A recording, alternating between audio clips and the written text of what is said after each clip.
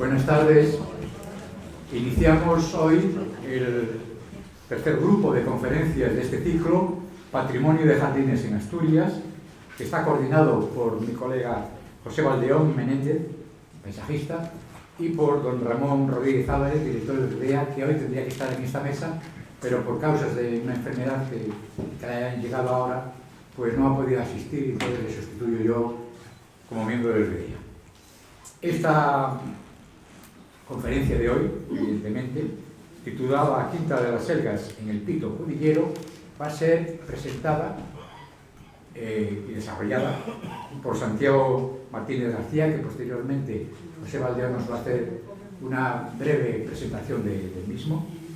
Y lo que quisiera comentar muy brevemente, antes de dar la palabra a José Valdeón, es ni más ni menos el interés que tiene un parque, en este caso el de las Selgas, que ha sido desde el año 2007, más o menos, donde ha ejercido la labor, desarrollado perfectamente conservado y con una gran biodiversidad, lo cual significa que es uno de los centros de mayor interés paisajístico y jardinero de todo el norte de la península ibérica. Por lo tanto, creo que la conferencia de hoy nos va a ilustrar perfectamente sobre el contenido de esta zona, que si no la conocen, les sugiero que la vayan a visitar porque es de gran interés. Y nada más, cedo la palabra a José Valdeón para que nos presente, nos haga un comentario sobre la conferencia.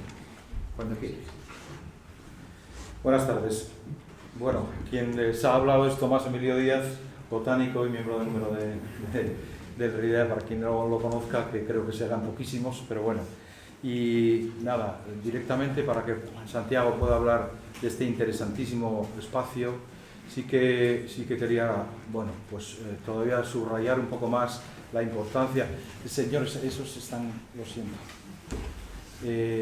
La importancia de este jardín, que es de los mejores de España, sin duda ninguna, y que alguien me comentaba el otro día, está mejor conservado que la granja de San Ildefonso, y es así, ¿no? Entonces, bueno, tenemos en Asturias una joya como esta, creo que merece la pena valorarla en lo que vale, y nada, nos va a contar Santiago Martínez ahora enseguida. Voy a glosar muy brevemente, porque si no me comería muchísimo espacio. Santiago Martínez es paisajista, ingeniero técnico agrícola por la Universidad Politécnica de Madrid. Funda y dirige desde 1990 el estudio Paisajes Briza y está especializado en la restauración y preservación de jardines históricos y en el diseño y creación de espacios residenciales privados y públicos. Desde el año 2008 es director técnico de jardinería y paisajismo de los jardines históricos de la Quinta del Pito de Cudillero. Otros trabajos destacados que ha realizado, por mencionar solo muy pocos, es el Palacio de São Vicente, en Lisboa, los jardines del Museo de San Isidro de Madrid, Palacio de los Condes de Paredes, el Monasterio de San Bartolomé de Lupiana, en Guadalajara, y el Monasterio de Córcoles, en Guadalajara. También ha desarrollado trabajos de asesoría y consultoría de jardines en fincas de Madrid, Córdoba, Lisboa, Ávila y Segovia, compaginándolos con el diseño de jardines privados de nueva construcción y rehabilitación de viviendas unifamiliares. La filosofía de sus proyectos consiste en aplicar la experiencia y la pasión para crear espacios de arte vivo con calidad estética y funcionalidad. Y yo me congratulo de que sea así y de que sea un compañero paisajista de los pocos que nacimos en aquellos años, desbrozando muchísimo el camino para que otros vengan detrás y ya se vean maravillas como esa. Vamos a dejar a Santiago y que él nos cuente el jardín de Selgas. Gracias. Bueno, ¿se me escucha bien? En primer lugar, pues, agradeceros a todos la asistencia. Me agrada muchísimo saber que tenemos esta convocatoria ante algo tan importante para mí como es el paisajismo, la jardinería y sobre todo la jardinería histórica. El valorar por parte del RIDEA hacer estas jornadas y llamarnos a nosotros, pues es para mí un honor y desde el punto de vista quiero agradecerlo muchísimo y sobre todo a todos los que habéis asistido. Para empezar, comentaros que a mí me resulta muy complicado el resumir en una hora pues todo el trabajo de todos estos años. Aparece que yo empecé en el 2008. Voy a contaros un poco mi experiencia personal. En realidad empecé en el 2006, mi primera visita aquí fue en el 2006. Me va a costar un poco controlar los tiempos, pero bueno, voy a intentar ser lo más conciso posible. En el 2006 hice mi primera visita aquí, yo me quedé maravillado con este espacio, yo no sabía dónde venía, me propusieron dirigirlo. Había 2 o 3 personas antes que estuvieron trabajando, no duraron mucho tiempo, tampoco sé por qué. Pero el caso es que yo me enamoré de este sitio y decidí aplicar todas las fuerzas y mi conocimiento y profesionalidad a convertirlo en lo que yo creo que es ahora, y espero poder seguir haciéndolo durante muchos más años. Lo que se está viendo ahora mismo en la imagen es una de las fotos más emblemáticas, porque es una maravilla, lo llaman, como ya sabéis todos, el Versalles asturiano. Esta foto pues debe ser de hace 2 años. Aquí se ve también un poco el resultado de nuestro trabajo, es decir, esa perfección de líneas, ese racionalismo, esa excelencia en el mantenimiento, en esas praderas que no tienen una mancha de color, en esas plantaciones de flor que aparecen dibujadas. Y esto resume un poco, pues quizá nuestro trabajo y la belleza de este espacio, al cual hemos conseguido, yo creo, devolver pues todo ese valor paisajístico que tenía. Yo voy a poner ahora una foto de presentación de mí, pero como ya lo ha hecho José, y lo ha hecho fenomenal. Este es un espacio en el cual yo quería simplemente comentaros que cuando yo entré en este jardín, a mí me dijeron que las hortensias en este jardín no florecían, pues me quedé un poco alucinado. Y entonces no era una cuestión de que las hortensias no florecieran, era que no se podaban adecuadamente. Tan sencillo como eso. Pero, bueno, pues ahora ya veis que tenemos una colección de hortensias maravillosas. Y todas son multiplicadas de las que teníamos ya allí. Bien. Esto es un poco un resumen de lo que yo quiero transmitir y explicar, esa pequeña introducción que acabamos de hacer. A continuación hablaré un poco de esa reseña histórica, de explicar, aunque creo que todos conocéis el espacio, o si hay alguna persona que no lo conoce, y darle alguna indicación de cómo surgió, de quién lo realizó y de cómo evolucionó ese espacio. También comentaros el estado inicial en el que yo encontré el jardín y después hablar un poco de todos esos estudios previos que tuvimos que hacer para poder establecer una evaluación de las prioridades en cuanto a cómo actuar. Porque aunque en un espacio como este, que tiene aproximadamente 10 hectáreas, realmente hay que establecer unas prioridades. Y es lo que tuvimos que hacer precisamente haciendo esos estudios para poder decidir por qué empezábamos, o por qué continuábamos, o qué necesitábamos arreglar con más prioridad. Después pasaré a explicar un poco, de una forma muy somera, los planes, las estrategias de mantenimiento, lo que es mantener lo que teníamos. Y por último, pues todas esas actuaciones que hemos ido realizando para conseguir restaurar muchos de los espacios, y en lo que estamos ahora, además de muchas otras cosas, en ir mejorando todo lo que nosotros consideramos que tiene esa capacidad de mejora para conseguir que todavía el jardín sea mucho más atractivo y consigamos tener un nivel de visitas mucho mayor, y que ese nivel de visitas disfrute mucho más de ese recorrido y de ese espacio. Bien, en esta diapositiva podéis ver, imagen, que yo soy antiguo. Un poco la he puesto para que se vean las dimensiones del espacio. Estamos hablando de 10 hectáreas de jardín, un poquito menos, incluyendo edificaciones. Pero aquí se ve un poco ese eje que hemos visto antes del jardín barroco francés, y todo lo que queda a la derecha y después del palacio, pues, y toda esa masa arbórea que configura esa colección botánica maravillosa. es el espacio que nosotros estamos ahora mismo gestionando.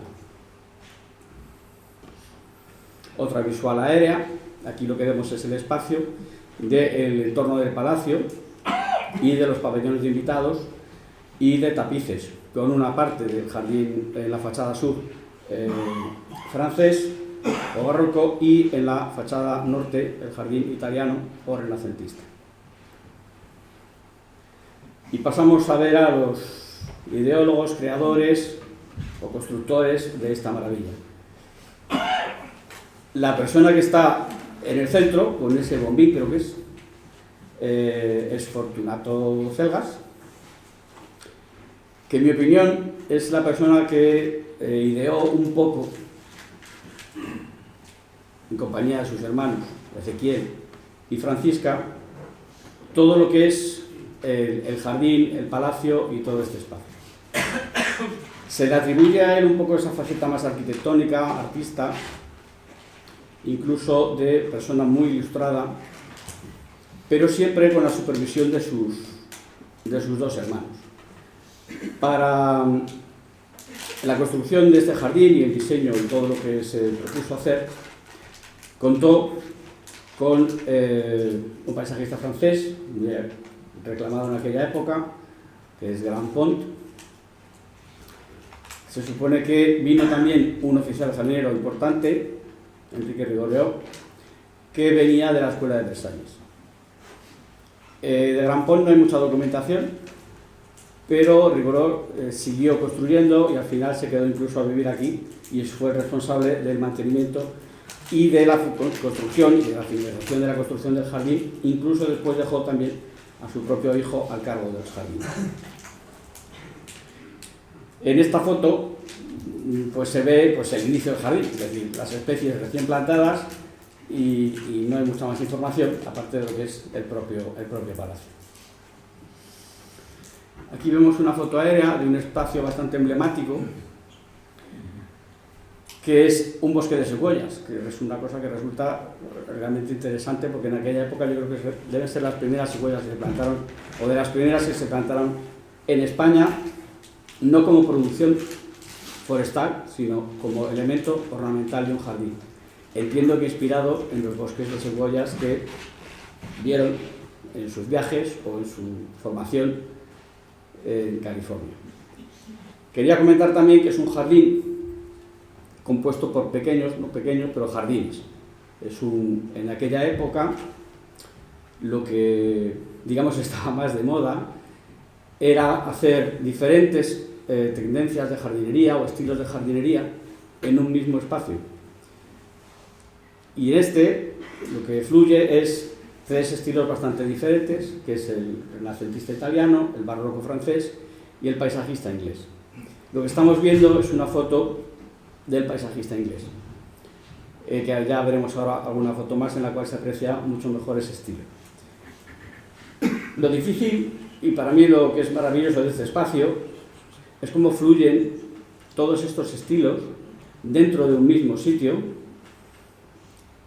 y cuando tú lo recorres no eres capaz de distinguir o no sientes que hay esas transiciones bruscas, sino que tú pasas de un jardín o de un estilo de jardín o de un jardín a otro y no sientes ese cambio. Es decir, utilizaban setos, cambios de nivel, praderas neutras, una serie de elementos que hacían que la transición entre esos espacios fluyese de una forma muy agradable y que no se notaran esos cambios. Bueno, foto emblemática, la ría, el lago principal y el templete monóptero, que yo creo que es una de las imágenes más utilizadas.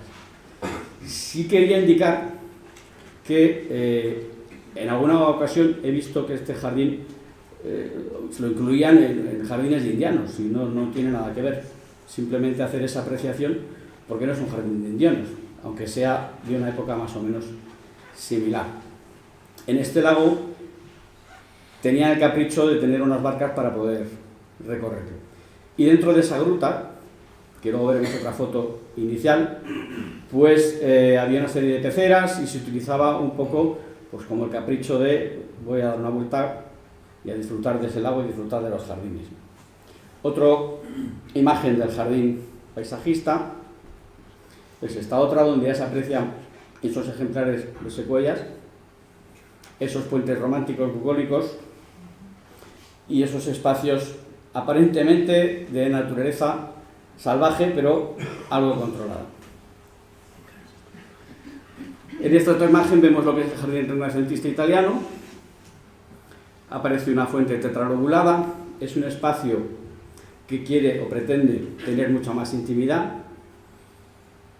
Está en la fachada principal del palacio y está flanqueado en dos lados por un pabellón de tapices y un pabellón de invitados. Para conseguir todavía más intimidad en este espacio, lo que se incluyeron fueron los ejemplares de palmeras y árboles de gran desarrollo. En concreto, 2 araucarias y otros ejemplares de palmeras, como lo que vemos aquí, que es un Felis declinata, o llamada palmera de Senegal, que yo, sinceramente, pues había visto muy pocas y menos de este tamaño. Aquí lo que se intentaba conseguir era ese espacio más íntimo, más privado, más recogido, en el que pues bueno, disfrutar del arte, porque además, característica también de este tipo de jardines, esa ornamentación con vasijas, jarrones, estatuas y, como ya hemos visto, pues esos juegos de agua. Y sobre todo esos nenúfares que cuando están en flores son una maravilla, y aunque tengamos que pelearnos mucho con las gaviotas para que no nos coman los peces, que es otra de las cosas complicadas. Pues si queréis os comento un poco cómo hacemos para que no se coman los peces. Debajo de las cajas de nenúfares, porque ahora los nenúfares en los estanques se plantan en rejillas de plástico. En aquella época se plantaban en cajas de madera. Seguimos manteniendo las cajas de madera, tuvimos que sacar las que ya estaban porque estaban bastante estropeadas. Y lo que hicimos fue elevarlas para que los peces se puedan quedar debajo de las cajas y así se libran de las gaviotas. Esto por si le interesa a alguien. Que hay muchas en Cudillera. Bien, eso es otra imagen del jardín italiano, y aquí lo que vemos es el pabellón de los tapices. Este edificio se dedicaba única y exclusivamente a conservar una maravillosa colección de tapices que también ha restaurado la Fundación y que se pueden visitar dentro de lo que es el conjunto de todo. Como nota un poco reseñable, también aquí hemos restaurado, aunque ya lo veremos más adelante, toda esa rosaleda y todos estos parterres de boj con esos dibujos y esas formas. Y estamos un poco preocupados con el picudo y las palmeras, como me imagino que casi todos los que trabajan aquí en jardines. Bueno, otro elemento emblemático, aunque no esté dentro de lo que es los jardines, es un elemento de decoración fundamental, imprescindible, y la verdad es que este tipo de estufa victoriana es una maravilla. Trajeron exprofesamente de Francia a un equipo para que lo construyese, y la verdad es que cuando tú lo visitas parece que estás en la época, ¿no? Es de estilo holandés y se utilizaba principalmente, aparte de para el capricho de cultivar las flores que les apeteciera, para tener un tipo de plantas y flores para decorar después los jarrones y los centros que tenían dentro del palacio. Lo que hemos hecho nosotros ha sido seguir conservando esas especies que había e ir incluyendo pues todas las variedades de, en mayoría, orquídeas o otro tipo de flor que puedan ser utilizadas para estos fines. Bueno, por último, mostrar otra de las edificaciones, que teóricamente lo llamamos como el chalet, y esto era una de las edificaciones originales, y esto fue la primera parte de la quinta, es decir, es una vivienda que ahora se ve preciosa, pero también tenía una parte que era una cuadra, y es el origen un poco de todo este espacio.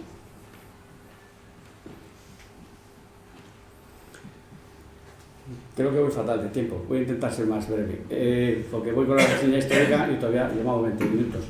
Bueno, una foto interesante de lo que es la gruta. Por comentar, veremos la foto siguiente. Aquí no se ve el templete monóptero, es decir, si veis, no existe, todavía no se había construido. Para construir esta gruta, que esta sí la diseñó, tenemos reseñas del archivo Grampón, que todo el mundo piensa que era un paisajista francés y todo el mundo piensa que los paisajistas franceses no sabían hacer este tipo de construcciones. Pues sí, fue él. Y trajeron el material para construirlo precisamente de la playa de Aguilar y fueron eligiendo piedra a piedra con un sistema de construcción muy específico que yo todavía no he conseguido descubrir cómo es. Hacen unas mezclas especiales con unos cementos, con unas arenas, con unas piedras y consiguen ese efecto como si fuera una piedra natural. La persona que se ve en la gruta, pues no hemos identificado quién es, sinceramente, sería una visita. Y los que están sentados al otro lado, tampoco. Pero sí se ve un poco ese inicio, ese germen de lo que es esta zona de paisajismo inglés, de esta zona inglesa, en la cual también hicieron a ambos lados pues pequeñas caídas de agua. Y estas caídas de agua, pues probablemente en su momento funcionaron todas, ahora hemos restaurado bastantes, pero todavía hay alguna que no nos ha dado tiempo. En la siguiente imagen lo que vemos es esa misma gruta después de bastantes años y ya con el templete monóptero construido y con una vegetación evidentemente muchísimo más desarrollada. Otro comentario, simplemente para que sepáis un poco y se pueda entender más este jardín, es que yo no he visto ningún sitio, y conozco muchos, en los cuales las plantas crezcan tanto. A veces nos sorprende cuando vemos este jardín, vemos unos ejemplares espectaculares. Yo cuando inicié, en 2008, a los 2 años, en el 2010, planté un ejemplar de secuoya para sustituir otro que se había estropeado, y a día de hoy ya ha alcanzado a la misma altura que las secuoyas que tenemos de hace pues 150 o 200 años. Cosa que a mí me sorprende mucho, pero también me agrada, porque yo estoy acostumbrado a que las plantas no crezcan tanto. También es verdad que nos da mucho más trabajo y es mucho más agradable después poder seguir trabajando con una planta que crece con una que no crece. Bien, la imagen que hemos visto al principio, esta es una imagen de principio de 1900, y aquí simplemente comentar que en su momento, para potenciar ese eje focal tan importante, producir ese efecto de que esta visual es infinita, se plantaron una serie de especies, en este caso son chopos, que cuando yo llegué quedaban, de todos estos que se ven aquí, pues ya me quedaban 5 o 6, y desperdigados y muy mal colocados. Flanqueando este espacio maravilloso de parques, lo que hay es 2 setos a cada lado de camelias. Los chopos estaban en medio de los setos de camelias y había pues mucha complicación en cuanto al sistema radicular de ambas especies, no permitían podar los setos de las camelias y teníamos 2 posibilidades, es decir, o seguir plantando chopos en medio de un seto de camelias, que a mí me parecía que no era una opción porque no son compatibles, o intentar reducir un poco el número de árboles. Se eliminaron algunos que estaban entorpeciendo el seto de camelia, que no tenía mucho valor ornamental, y lo que se hizo fue potenciar la plantación de más árboles de las mismas especies que había, pero detrás de los setos para crear ese efecto parecido al Bois de Boulogne, que es el de tener la naturaleza controlada por unos setos muy formales y muy recortados, y esa exuberancia de la vegetación salvaje controlada por el racionalismo de esos setos precisamente de canela. Bueno, voy a ir muy poco más deprisa. Otra foto del palacio, de la parte renacentista italiana. Otra más, porque voy fatal de tiempo. Ahí se ve el desarrollo de esas palmeras que habíamos hablado antes. Este mobiliario que aparece también lo hemos rescatado y está ubicado en el jardín. Otra postal de la época, esta ya es un poquito más posterior, se ven esta es la fachada sur, se ven esas araucarias maravillosas. Bueno, y aquí es un poco el antes y el después. Esto es lo que se llama la calle de los eucaliptos. Lo que se ve a la izquierda, aunque no lo parezcan, son los eucaliptos que vemos a la derecha. También son de los primeros eucaliptos que se plantaron en Asturias, y actualmente pues tiene un desarrollo monumental. También podemos apreciar ahí parte de la restauración, es decir, esos bordillos hechos con esos tapines de césped que nosotros cultivamos, recortamos y después utilizamos para recuperar los trazados originales que había en el jardín.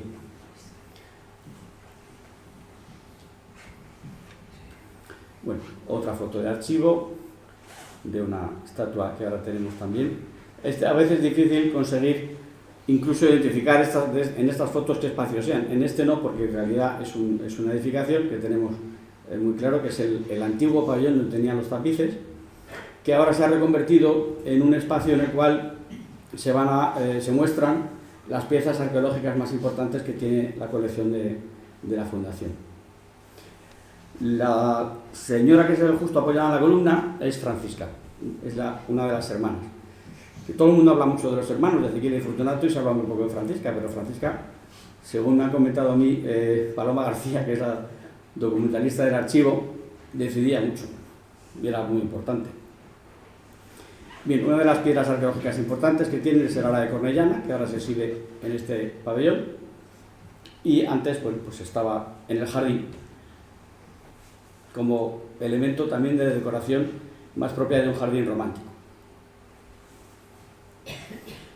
Bien, y para mí este es el libro de cabecera que yo creo que utilizaron gran parte de los que construyeron ese jardín, que es el Tratado General de la Composición de Parques y Jardines, lo estoy traduciendo porque a mí francés se me da fatal, de Édouard André. Es un libro que yo cuando lo vi me quedé fascinado, es decir, todo esto que parece que nosotros sabemos ahora y que cada vez tenemos más información y que parece que lo último es lo más importante, en este libro está absolutamente todo. Y de hecho hay ciertas partes del jardín, como puede ser la portada, el trillage de la entrada del jardín francés, que hay una reproducción prácticamente exacta en este libro de lo que es ese trillage. Y eso y muchas otras cosas más. La única diferencia con este libro es que te explica absolutamente cómo hacer todo, pero sin máquinas. Simplemente con un burro, o con un caballo, o con lo que sea. Y evidentemente pues con muy poquitos elementos de maquinaria. Si tenéis la oportunidad de consultar en una biblioteca, yo lo recomiendo efusivamente. Bien, paso al punto 3, estoy volviendo fatal, pero bueno, es el estado inicial que nosotros encontramos. En una tesis de la universidad, pues encontramos este plano que nos explica un poco las especies que había en ese año, que es en 1980. Lo que yo he podido comprobar es que quedan como la mitad de las que había en ese año, o incluso menos. Algunas, bueno, pues porque se habrán ido estropeando, cayendo, o porque simplemente pues han desaparecido. No se sabe muy bien cómo. Lo hemos utilizado de referencia pues para hacer ese listado de especies y para elegir después cuáles de las que había originariamente nos parecían más adecuadas, intentando respetar siempre la ubicación original de las que tenemos referencias. Este es el monóptero en el estado en el que lo encontramos. Hubo que restaurarlo absolutamente todo, entero. Está construido de madera y estaba podrido. Es decir, es una madera y está pintada para que parezca piedra. El motivo por el cual se hizo en madera, aunque esto es una elucubración mía, pero tiene mucha lógica, es que está sobre una gruta, y sobre una gruta que está construida de una forma muy particular. Con lo cual, si nosotros incorporáramos encima de esa gruta un elemento de piedra con lo que pesa una piedra, probablemente pues, se caería la gruta. Entonces, tampoco tenía mucho sentido, se hizo en madera y como tal, pues lo reconstruimos en madera exactamente igual que estaba en origen. En la siguiente foto,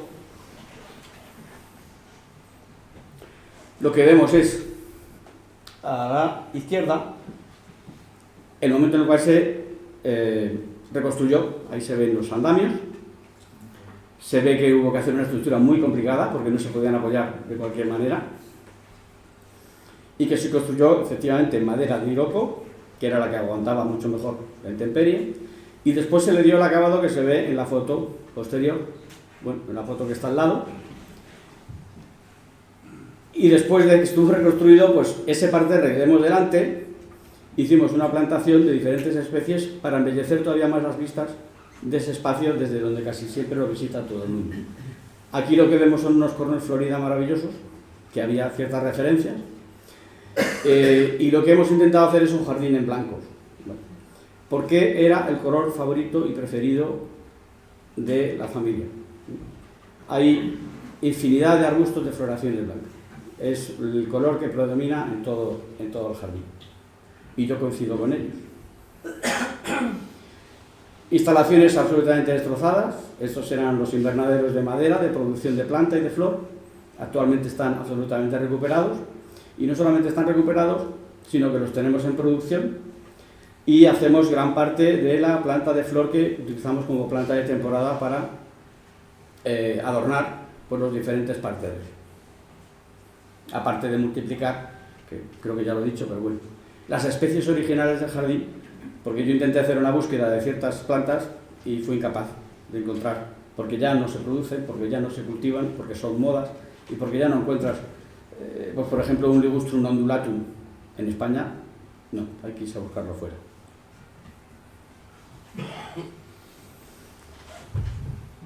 Lo que a mí más me preocupó cuando hice mi primera visita fue el estado del estrato arbóreo, es decir, de los árboles del jardín. Como digo yo entré en un geriátrico de árboles. Y en ese geriátrico pues había esto, es decir, árboles en un estado muy complicado. Tan complicado que algunos de ellos, como este liriodendro, pues se cayó, ocasionando, pues gracias a Dios, ninguna desgracia, pero bueno, simplemente nos rompió el muro y complicó bastante un poco los siguientes trabajos. Esta es parte de la portada que decíamos antes del jardín francés, y aquí vemos pues elementos de decoración, como son esos jarrones hechos en madera para decorar, completamente estropeados, también están ahora mismo rehabilitados. Y alrededor pues aparecía un seto de Molenbeekia que también estaba pues en muy mal estado. Y también lo hemos recuperado y ahora mismo pues ya lo cubre absolutamente todo.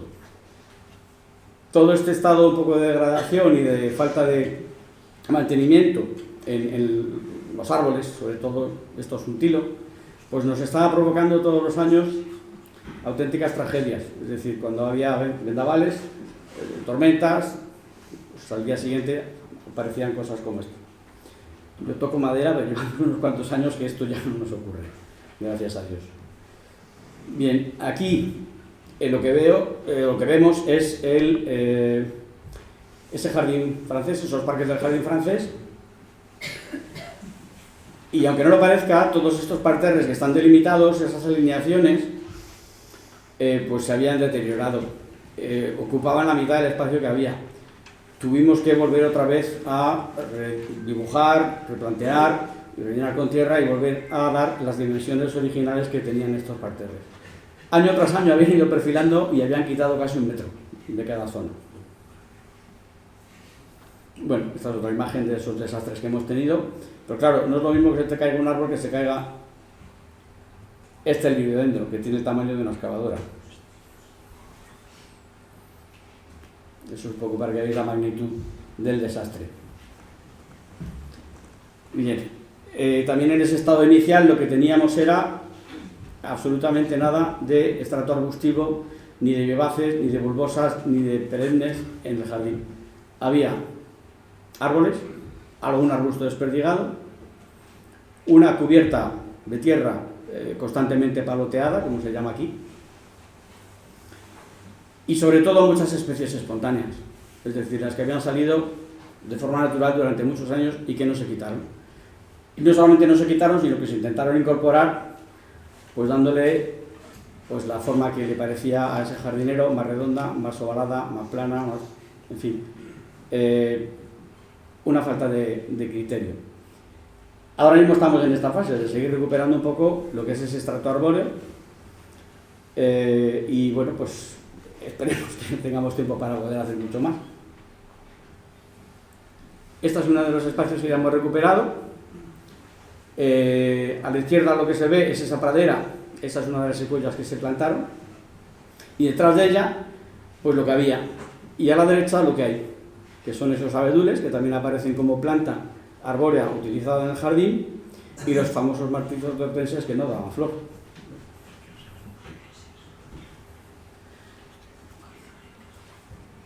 Aquí habilitamos un espacio para recibir a los visitantes. Ese es el estado inicial y bueno, pues esto es lo que hemos creado en el otro lado. Digamos que el estado inicial y el siguiente. Hemos intentado hacer un poco una colección de plantas que había, pero no había tantas. En este caso teníamos libertad, lo he diseñado yo, porque como era un espacio nuevo, pues ahí me he permitido crear un poco un jardín más contemporáneo. Aunque siempre respetando la filosofía y el tipo de plantaciones y especies que utilizaban en aquella zona, y sobre todo sus creadores. Aquí lo que hicimos fue una colección de árboles japoneses, y tengo que agradecer en este caso a Rafael Ovalle, de Viveros, el mejor viverista de camelias que hay en Asturias, porque nos sirvió estas plantas y tenemos una relación muy estrecha con él, sobre todo por las camelias y la infinidad de camelias que tenemos. Bueno, pasamos a los estudios previos. Claro, yo me encontré que no tenía documentación, es decir, tenía una serie de planos, y lo que tuve que hacer fue desarrollar esa documentación y todo eso que estaba en el terreno, trasladarlo a un plano para poder trabajar. Porque no había ni delimitadas las zonas donde había plantaciones, donde había praderas, no había nada de eso.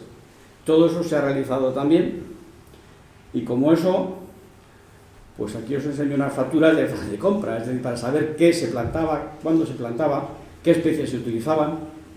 En concreto se trajeron plantas de Bilbao, también plantas de los viveros Escalante, de Bruselas, de Angers, en Francia, y yo, sinceramente, cuando veo estas facturas, digo, no pueden caber tantas plantas en un jardín, pues sí. Lo que pasa es que yo creo que probaban mucho, es decir, hacían muchas pruebas, había cosas que resultaban y cosas que no resultaban. Si todo hubiera funcionado de lo que hubieran plantado, no sería un jardín como eso, sería una selva, ¿no? Entonces también hay muchas especies que yo creo que no se adaptaron. Las que se adaptaron se han adaptado muy bien, y también intentaban introducir muchas especies de crecimiento rápido, y eso hacía que pues no dieran buen resultado a largo plazo. Es decir, hubo algunos huracanes que tiraron pues infinidad de árboles precisamente, o los destrozaron por ese crecimiento rápido. Bueno, estos son dos ejemplos, Luis Van Hout y Luis Leroy, y aquí tenemos otras dos, pues de Juan Cruz de Villiers y de Parry Leopold. Comentaros que yo, para poder entender esta letra, aparte de la ayuda que he tenido del archivo, pues tuve que ampliar mucho estas imágenes para poder entender esa letra, porque no era capaz, era muy complicado. Tampoco están escritas los nombres botánicos, a veces está escrito el nombre botánico, a veces está escrito un nombre vulgar, o incluso una denominación botánica antigua, con lo cual la labor de investigación ha sido bastante compleja. Bueno, esto es un poco organizar, aunque yo sé que esto es tedioso, paso deprisa, pero es necesario, es decir, saber qué superficies tienes de cada cosa para poder calcular y para poder establecer también un poco cómo desarrollas tú ese mantenimiento, en cuanto a pues, explicarle a todo el mundo qué dosis tiene que echar, pues desde un abono hasta para poder hacer un presupuesto. Se han instalado también sistemas de riego automático en algunas praderas, porque aunque esto sea Asturias, ya no tenemos el clima que teníamos antes, y en verano lo pasaban francamente mal, con lo cual pues no nos quedó más remedio que hacer una serie de instalaciones de riego que también diseñamos, proyectamos y ejecutamos nosotros. Asimismo, pues una colección, aunque ya había mucha documentación sobre esto, porque cuando la gente ha venido a colaborar en el jardín, por cierto, esto es una Deutsche Scabra, que es una planta preciosa de floración blanca, como no, en primavera, y sí que había bastante catalogación en cuanto a las especies que había en el jardín, pero siempre aparecen cosas nuevas. Bueno, por último, otro de los planos que se ha elaborado, y esto lo voy a pasar más deprisa porque es más técnico, es decir, hemos tenido que hacer analíticas de agua, hemos tenido que hacer analíticas de suelo con una cierta periodicidad para saber en qué estado estaba el jardín, en qué estado está, y ver cómo actuamos realmente siempre con unos parámetros técnicos que nos permitan no abonar porque nos parece que hay que abonar, sino abonar cuando realmente hay que abonar. Bueno, cuando yo llegué a este jardín, la nave almacén estaba llena de sacos de abono químico, del cual pues yo regalé bastante, porque actualmente todas las praderas se abonan solamente con abonados orgánicos. Esto es una referencia al estudio tomográfico que hemos hecho de algunas especies arbóreas, que es la única manera realmente fiable en la cual nosotros podemos definir si ese árbol no se le va a quedar a alguien encima, no se va a romper o no se va a estropear, ¿vale? Esto lo hicimos en colaboración con otra empresa que se llama Doctor Árbol, porque realmente uno de los ejemplares que tenemos, que es de un Sequoiadendron giganteum, está muy deteriorado, está muy dañado, a la altura del fuste, a la mitad, y era la única forma de definir si esa madera podía resistir o no, y sobre todo si podía aguantar. Lo que se ve en esos colorines, pues es, digamos, el estado que tiene la madera. Es decir, si se ve que hay una zona que ese círculo no está completa, es porque ya no hay ni madera. Y lo que se va viendo en diferentes colores es ese estado de resistencia o de pudrición que tiene esa madera. Voy a intentar ser menos técnico, que yo veo que estoy aburrido.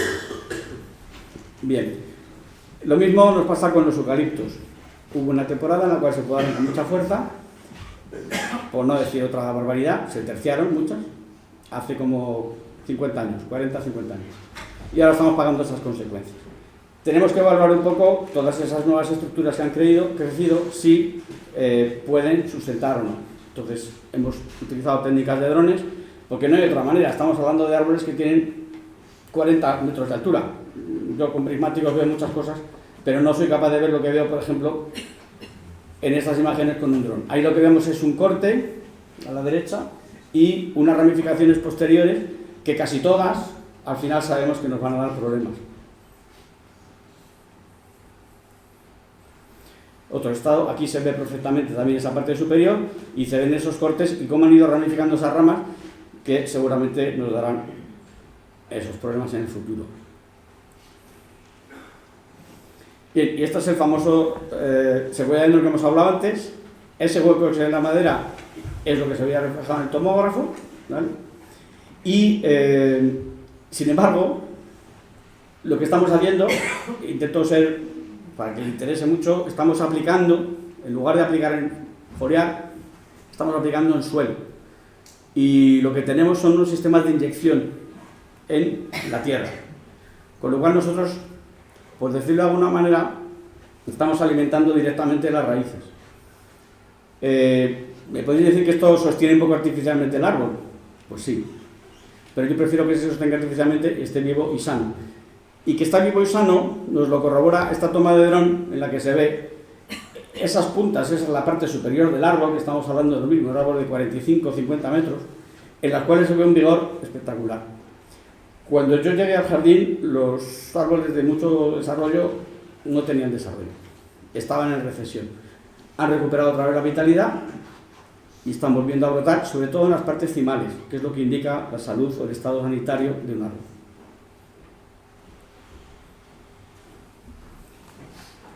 Esto es lo que explicaba antes, de este bosque de secuoyas que tenemos, esto es un índice de que esa planta no está bien, de que ese árbol está pasando algo. Sin embargo, los que están al lado ya están recuperados. No se pueden recuperar todos, hay veces se recuperan unos, otros no. Claro, volvemos a lo mismo, esto sin un dron que nos lo analice, pues no somos capaces. Yo, me cuesta mucho más. Nos pasaba exactamente igual con los rhododendros, son un árbol de crecimiento muy rápido, estaban muy deteriorados. Tanto que ya habéis visto en las fotos anteriores lo que nos ha pasado con algunos. En función de lo que vemos, actuamos de una manera o de otra. Pero la filosofía es siempre intentar mantener los árboles, no nos queda más remedio. Ahí estamos viendo pues esa pica del árbol, de ese bosque de secuoyas que sí tenía esa zona seca. Otro tipo de tácticas que estamos utilizando, ya estamos entrando un poco en lo que es el mantenimiento puro y duro, pues son las técnicas de endoterapia. Lo mismo, es decir, hasta hace años lo que se hacía era simplemente fumigar, y fumigar a lo bestia, a lo loco y todo. Esta es una técnica más respetuosa. Sí que es cierto que se está empezando. La foto de la derecha con esas especies de salchichas que están ahí colgando es en lo que se inició esa técnica de endoterapia, que consiste simplemente en introducir esos medicamentos igual que a nosotros nos ponen en una vía y nos lo ponen en las venas, pues exactamente igual. ¿Qué ocurre? que está todavía un poco por demostrar cuántas son las dosis adecuadas, cómo funciona, pero por ejemplo el tratamiento del picudo pues es de las pocas cosas que funciona realmente, ¿vale? A la izquierda veis otro equipo que tenemos, que es un equipo de inyección múltiple, que en algunos casos no ha dado ningún resultado, porque esto es como todo, cuando tú empiezas a tratar a veces consigues recuperar el árbol y a veces no. Sí nos ha funcionado muy bien en ejemplares de olmo. Hay ejemplares de olmo que hemos recuperado de grafiosis gracias a este tratamiento.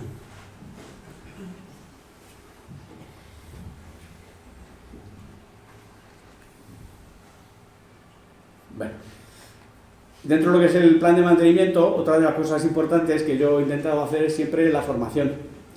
Porque hablábamos de las hortensias. Pues la verdad es que las deutzias, las celindas y los viburnum plicatum pues tampoco dan muchas flores. Ahora están en este aspecto. Esto es simplemente una cuestión de formación, dedicarle tiempo a estar con los jardineros, a trabajar con ellos, a explicarles lo que hay que hacer, a crear esos protocolos.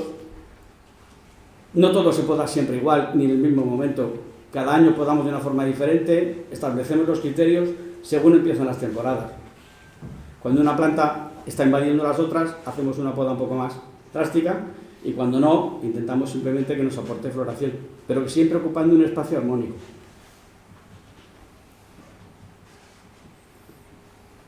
Bueno, esta foto la he puesto un poco de referencia de la multiplicación.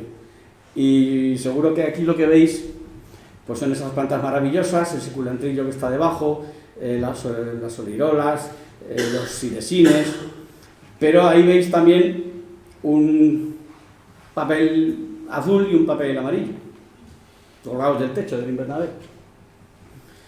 Pues es un poco para que intentamos integrar lo que se llama la lucha integrada, es decir, en este caso son trampas colorimétricas que valen para diferentes cosas. El amarillo atrae más a los pulgones y el azul más a los trips. Son pegajosas y todos los insectos lo que hacen es quedarse pegadas. También os digo que esto al final teníamos una ensalada de bichos que era imposible descubrir cuál era uno y cuál era otro, y realmente muy eficaz no es, porque cada vez que se limpia con un soplador aquello acaba lleno de bichos. Se supone que esto es para que investiguemos poblaciones, ¿vale? Con esto lo que conseguimos es ver qué cantidad de bichos tenemos y en qué momento tratar para que sea más eficaz, ¿vale? Si ese papel amarillo, en lugar de estar amarillo, está negro porque está lleno de pulgones, pues no nos queda más remedio que dar un tratamiento.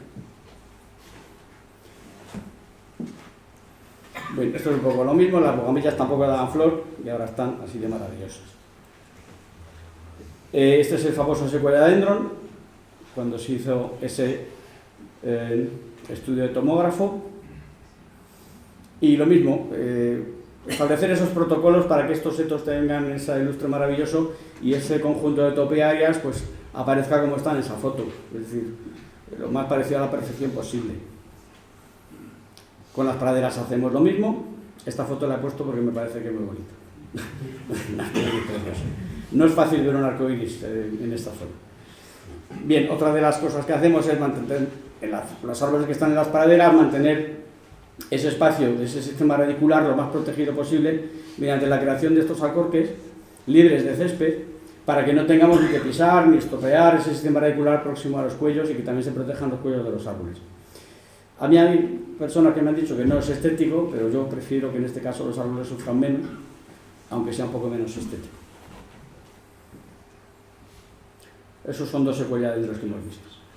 Bien, aquí lo que intento también reflejar es que se han mantenido y se han recuperado muchos espacios de caminos y viales, en este caso con lajas de pizarra, y lo que es muy complicado también es mantener esos bordes tan perfectos, tan recortados, pero lo hacemos, como os he dicho, con esos tapines de hierba que cultivamos y que vamos renovando y colocando para poder controlar esos espacios. Las praderas lo mismo, es decir, estamos aireando, taqueando, aportando recebados de arena y sobre todo de abonos orgánicos.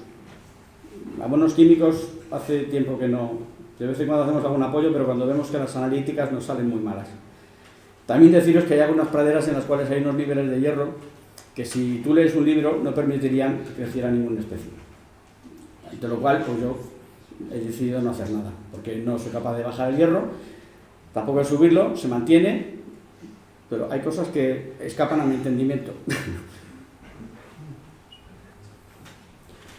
Bien, lo mismo con las podas de doprocados, de boj.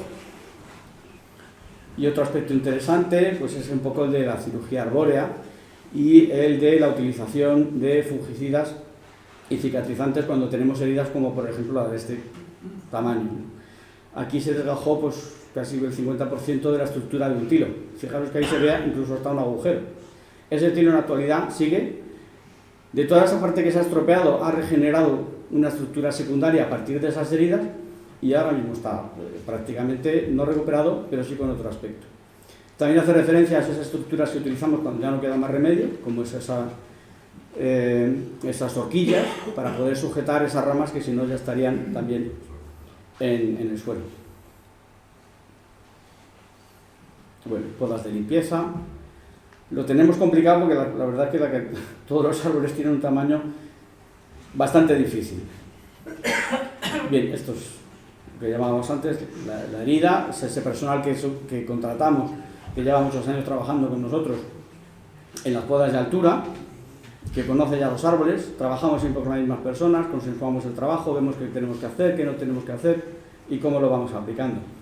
Y es admirable ver cómo suben a los árboles y también la implicación que tienen con esos árboles en el jardín. Cuando ya no está el árbol, a veces lo que hay que hacer es quitar el topón, que en este caso utilizamos destoponadoras de este tipo. Voy fatal, creo. Voy a ir más deprisa.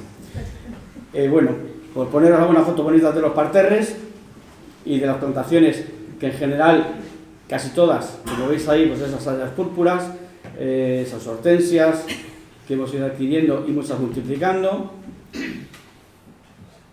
Lo que os explicaba antes de la utilización de esas trozos, tapines, como lo llamamos aquí, de hierba para crear esos cierres de los parterres y de las zonas de plantación.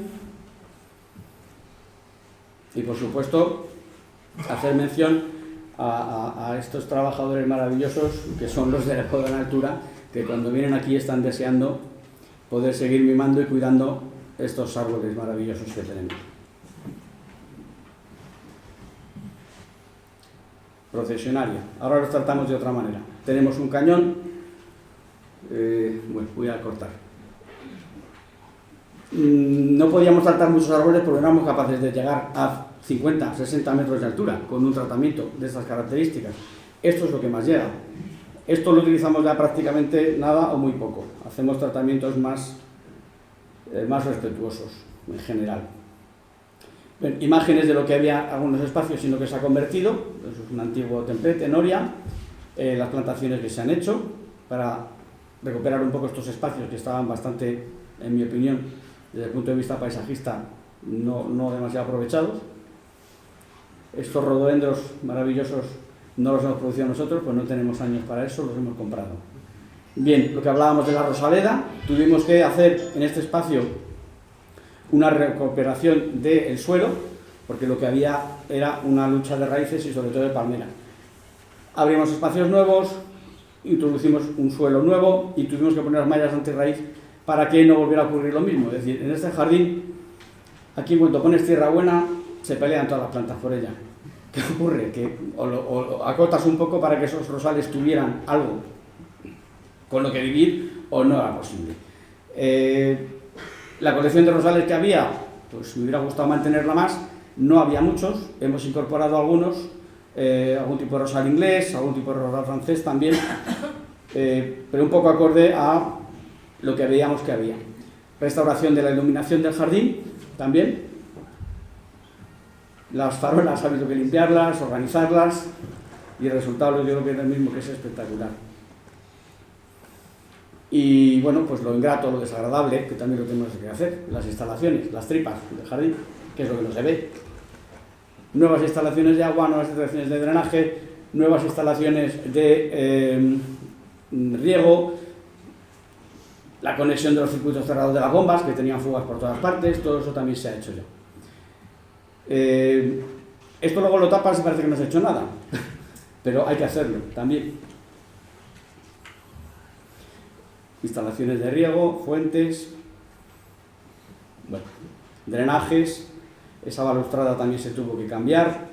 De repente se te hunde el suelo y no sabes por qué. Reposición de las mismas especies. Lo que vemos a la izquierda es un Tuyopsis que murió y multiplicamos los Tuyopsis y hemos plantado ya unos cuantos para recuperarlo. A la derecha se ve un arce japonés, un Palmatum, sin variedad, un Palmatum de toda la vida, que ahora pues mide 10 metros y se plantó hace 12 años. Es increíble. Drenajes para árboles. Tenemos agua por todas partes. Bien, bueno, pues esto es un poco lo mismo, recuperación de especies originales en los invernaderos. Creación de espacios, digamos que ornamentalmente mucho más atractivos. Aquí lo que hicimos fue colocar mobiliario que teníamos, de forma que nos parecía pues lo más estéticamente posible. Esa fuente que se ve a la izquierda, que no se aprecia muy bien, esa caída de agua también se recuperó porque también estaba en desuso. Igual que estas otras dos que vemos a continuación.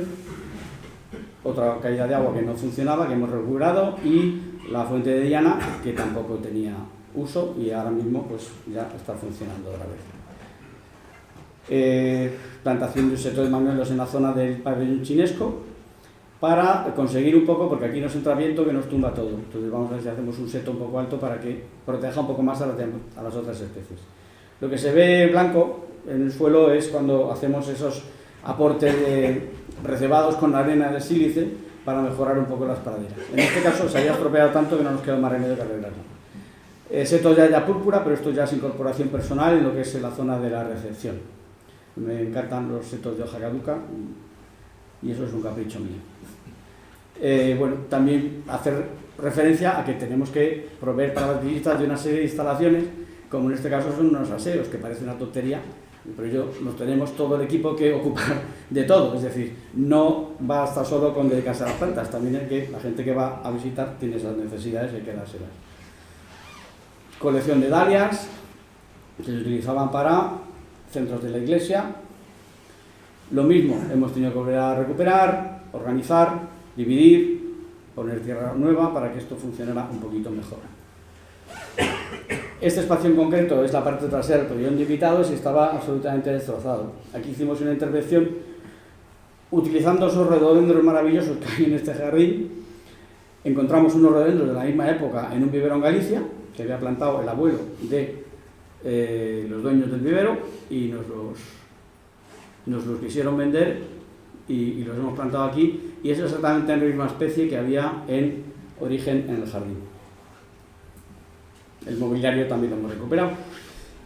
Más tipo de mobiliario, utilizando también elementos del jardín que había, porque están hechas estas jardineras con unas verjas antiguas que teníamos allí. Y luego pues esa catalogación de especies y para la información de los visitantes estas placas con la identificación para que se puedan también distinguir. Y esta es una de las últimas intervenciones que hemos hecho, que es en esta zona que no había nada, que se ve en la parte de abajo. Es un espacio con mucha sombra, que no tenemos referencia de lo que había plantado y en realidad nos condiciona mucho la masa arbórea a la hora de plantar. Sí hay referencia de que tenían y plantaban helechos, con lo cual aquí hemos hecho pues una colección de helechos de todo tipo. Esto seguramente le recordará a muchas personas el jardín de Claude Monet, pero es la quinta. Le he puesto porque también hemos recuperado la mayoría de las especies ornamentales que había acuáticas, que habían desaparecido prácticamente todos los espacios que había y bueno, pues ahora ocupan los lagos, unos Pseudoacorus y estos nenúfares que son antiguos. Yo conozco una persona que es muy especialista en acuáticas y siempre me dice que me va a dar unos que florecen mucho más y que son más bonitos. A mí estos me parecen preciosos. Eso no implica que en algún momento incluyamos a un nenúfar más. Y bueno, pues esto es un poco el proceso que hablábamos antes de recuperación de esas praderas, de esos márgenes. Todo ese espacio que se ve en tierra es lo que tuvimos que recuperar y remodelar para volver a conseguir el trazado original que había de los jardines. Y por último, pues agradecer a todo el equipo que formamos, la fundación, el trabajo, que en esta foto no están todos, pues está la gerente, María Junco, está el encargado, Fernando Arias, Adán, la gente de la limpieza, la gente de la recepción, falta gente, pero bueno, es agradecerles a todos, porque yo creo que por mucho conocimiento técnico que se tenga, si tú no haces un equipo y un equipo que funcione, y gente que trabaje a gusto y que esté implicada, por mucho que tú quieras hacer las cosas no van a salir nunca bien. Entonces, en ese sentido, yo creo que el equipo que trabaja está absolutamente implicado y que los resultados también acompañan a toda esa implicación que hay. Y con esto pues ya creo que he apuntado un poco a cabo. Pues nada, muchísimas gracias, espero que eso haya resultado interesante y ya pasamos, si queréis, si me queréis hacer alguna pregunta.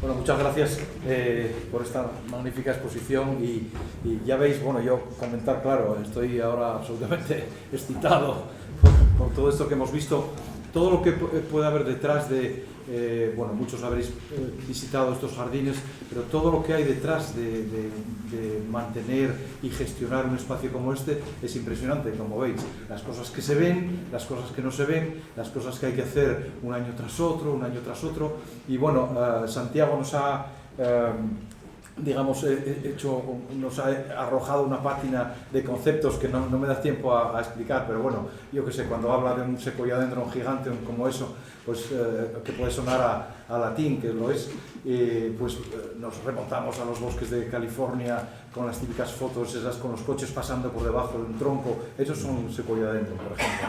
Y quería hacer notar también la horticultura como tal, ¿no? que muchas veces en nuestra región no alcanzan niveles de los que debería. Y una persona como Santiago, con un equipo detrás que se forma, que poco a poco se van haciendo las cosas como tal, es muy importante. La horticultura ornamental es algo fundamental que no solemos tener en nuestra región. O sea que fijaros el valor que tiene el trabajo de Santiago y de todo el equipo.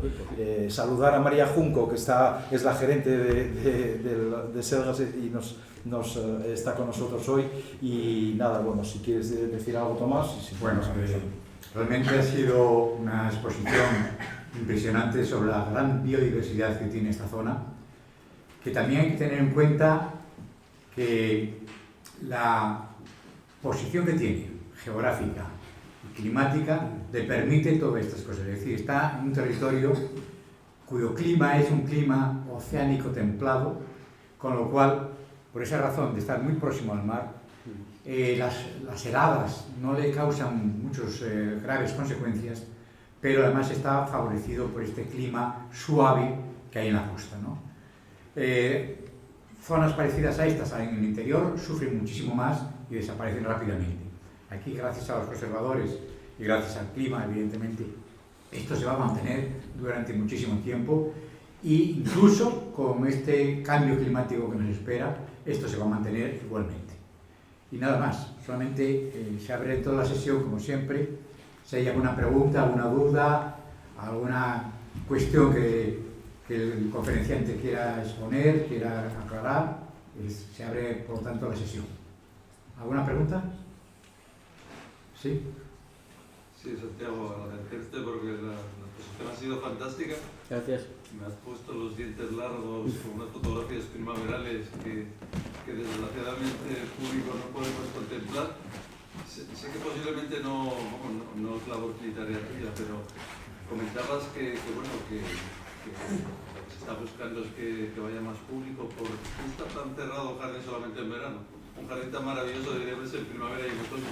Pues, vamos, yo digo que yo no tomo esa decisión, evidentemente, pero son más bien criterios económicos. O sea, mantener abierto un espacio de estas características todo el año, hemos preferido abrir en un determinado periodo de tiempo, porque si abriéramos todo el año, lo que tendríamos que invertir en poder abrirlo no lo podríamos invertir en conservarlo. Esas magnolias en flor, esas camelias... Sí, pero también se pueden hacer visitas, o sea, porque fuera de la temporada, siempre y cuando se concierten esas citas. Es decir, que si realmente existe mucho interés en ver en otras épocas del año, se puede más o menos conseguir solicitándolo. Se puede solicitar, ¿no? Sí.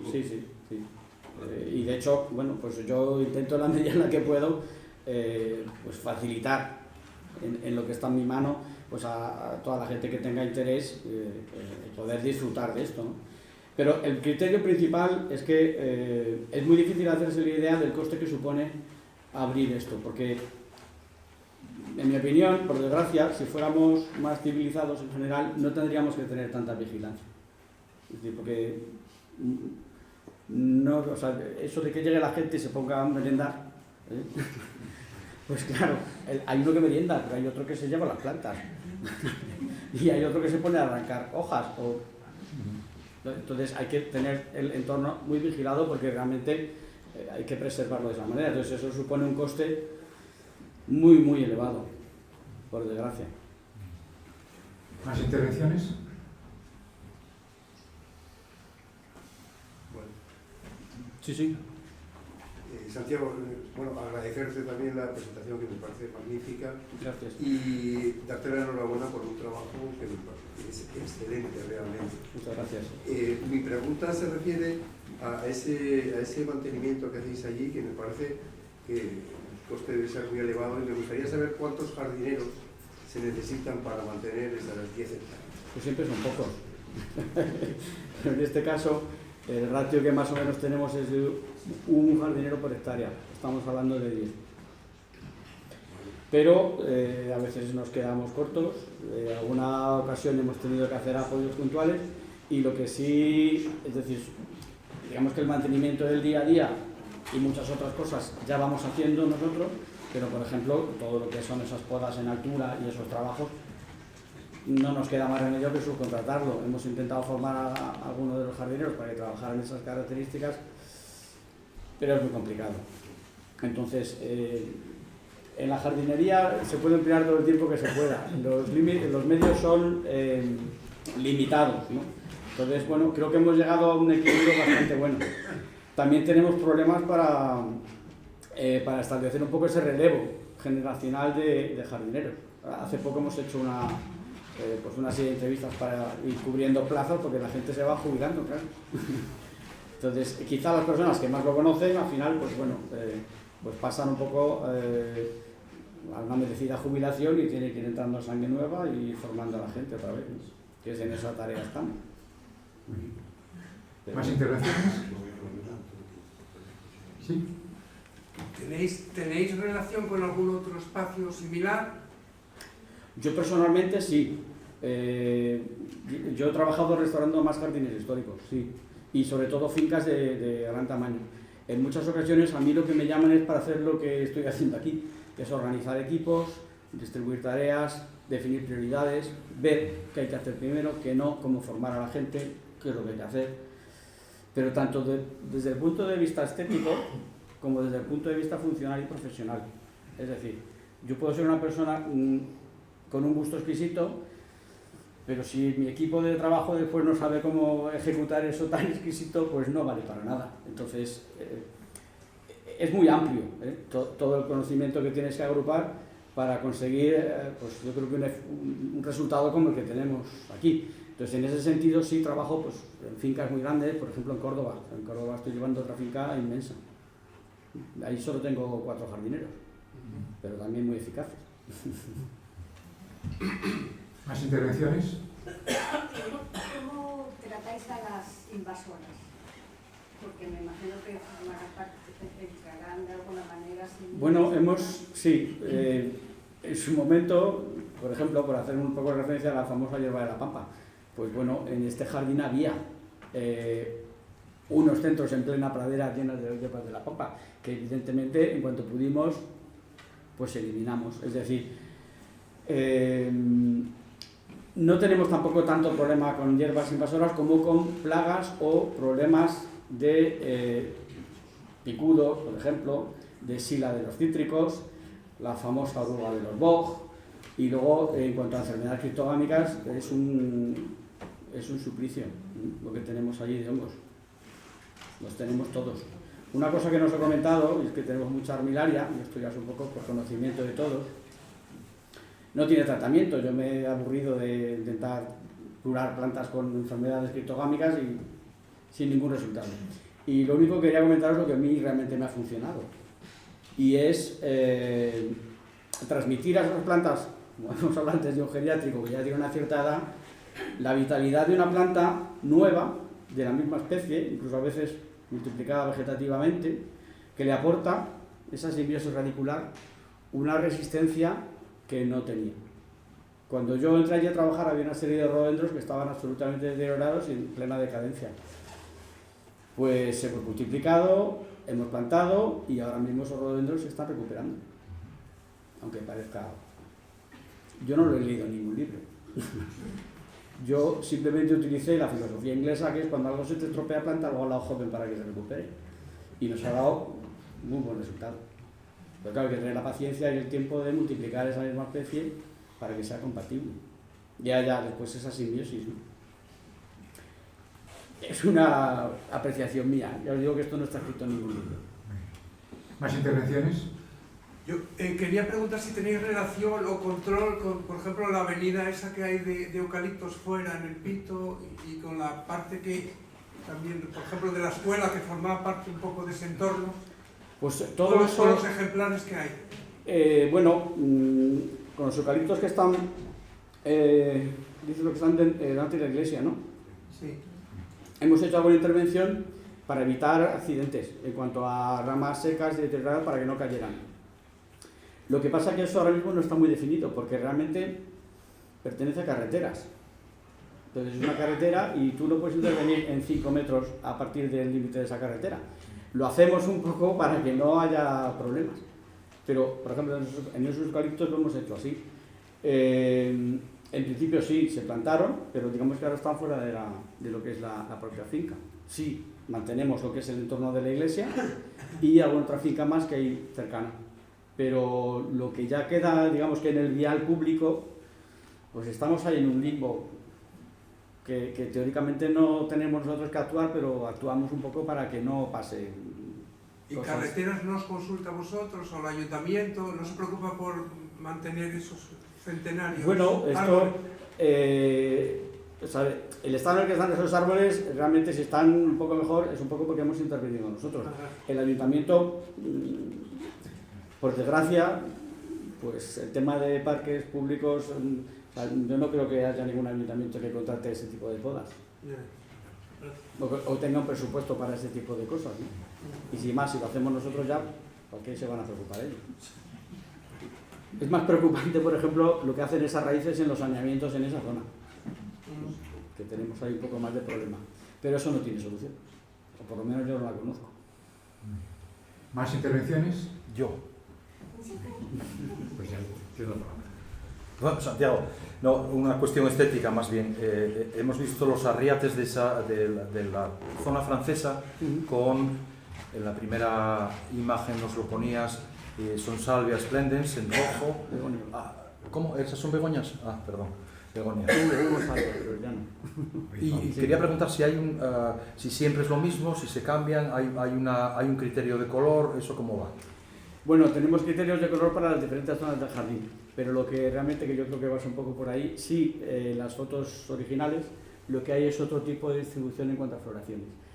No había un patrón, sino que era una mezcla de colores muy variado. Y en cuanto a los parterres de broderío, pues bueno, eso digamos que ahora mismo ha crecido, ha desarrollado tanto ese bosque que tenemos, que si nosotros empleamos tiempo en, a lo mejor, hacer ese tipo de plantaciones como se hacía antes, no vamos a poder hacer otras cosas.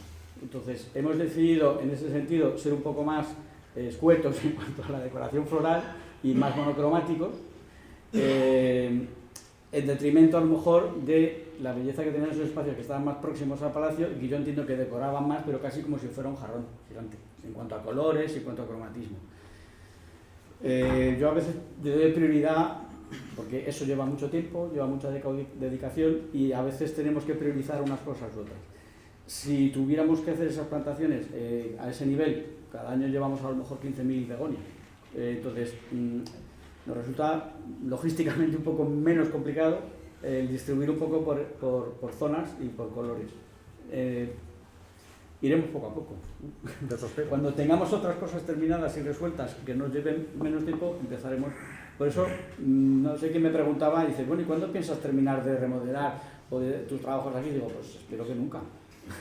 ¿Por qué? Porque esto es infinito. Es decir, aquí se puede hacer todo lo que se quiera y se puede emplear todos los años que se quiera hasta que llegues a ese momento de capricho, de decir, hoy me voy a dedicar a diseñar este broderí, pues como estaba en la foto que vi en no sé dónde. Ojalá pudiéramos llegar a ese punto, pero bueno, estamos en ello. Que para la próxima, a lo mejor ya os pongo una foto con el broderí, pero de momento el criterio es el que os estoy explicando, no hay otro así de duro y duro. Bueno, con esto finalizamos. Perdón. Quería hacer una pregunta. ¿Podría? Sí. Sí. Se han visto por ahí diversos árboles que por su forma son ya árboles viejos. El mantenimiento de este parque, yo pregunto, ¿esos árboles se cortan y se sacan ya al exterior? No. O sea, solamente hemos tenido que apear algún ejemplar porque realmente era peligroso. Es decir, cuando un árbol tú estimas, después de hacer todos estos estudios, que se puede caer, claro, es que mata a una persona. Entonces, cuando se establece que esa diana, y si está en proximidad de una zona de paso de trabajadores de visitas o de cualquier tipo, pues evidentemente sí se establece un protocolo para poder evitar que eso pase. Un caso concreto que nos ha pasado este verano, hay un tipo de caídas de ramas que se llama Summer Branch Decay, que no sabe nadie por qué pasa. Y yo estaba este verano en el jardín y se cayó, no había viento, no había nada y se cayó una rama entera, pero una rama, fue un árbol completo, claro. Estos árboles, solamente la estructura de estos árboles a lo mejor es como 20 árboles de un parque. Y esa rama se cayó, no sabemos todavía por qué. Entonces, bueno, hay que establecer unos protocolos y luego hay que tener mucha seguridad. Es decir, yo no digo que sea peligroso visitar el parque, que no lo es, porque para eso estamos trabajando en ello, pero que no es una ciencia matemática. Es decir, cuando ya tenemos muchos parámetros que nos indican que ese árbol supone un peligro grave, entonces ya actuamos. Pero normalmente la filosofía es toda la contraria. O sea, hay una cosa que no he explicado y es que nosotros intervenimos lo mínimo posible. Es decir, nosotros simplemente limpiamos, mantenemos y intentamos que ese árbol, incluso aunque lo hayamos trabajado y lo hayamos podado, cuando se va a ver el árbol no se note. Y la mayoría de la gente no nota que nosotros hemos trabajado en esos árboles con esos podadores. Porque hacemos una serie de intervenciones precisamente para reducir antes que talar o tomar unas medidas más drásticas. Incluso llegamos a desviar los caminos. Cuando un árbol tiene demasiado desarrollo, nosotros no cortamos el árbol, movemos el camino. Parece una cosa un poco rara, pero sí, es así. Sí, ahí. ¿Hay una pregunta? Sí. ¿Cuál es el presupuesto de la jardinería? No de la jardinería. Bueno, ojalá pudiera decirlo. Es decir, yo me ocupo de muchas cosas en este jardín y gente que está en este equipo también se ocupa de muchas cosas. Gracias a Dios, a mí del tema económico me libro. O sea, yo sí intento comprar y hacer los presupuestos lo más económico posible, pero una cifra global yo no soy capaz de darlo, porque escapa a mis atribuciones. Muy bien. Bueno, pues con esto... Pero muy alta, sí, altísima. Finalizamos ya la exposición y los espero el próximo jueves 30 de enero, que será la última conferencia de este ciclo, titulada Proyecto, Nacimiento y Desarrollo del Jardín Botánico Atlántico de Gijón, a cargo de Álvaro Bueno Sánchez, que es el botánico, el jefe del equipo redactor del proyecto y además técnico de este jardín durante muchísimos años, del cual yo fui también director científico. Muchísimas gracias y los espero juntos.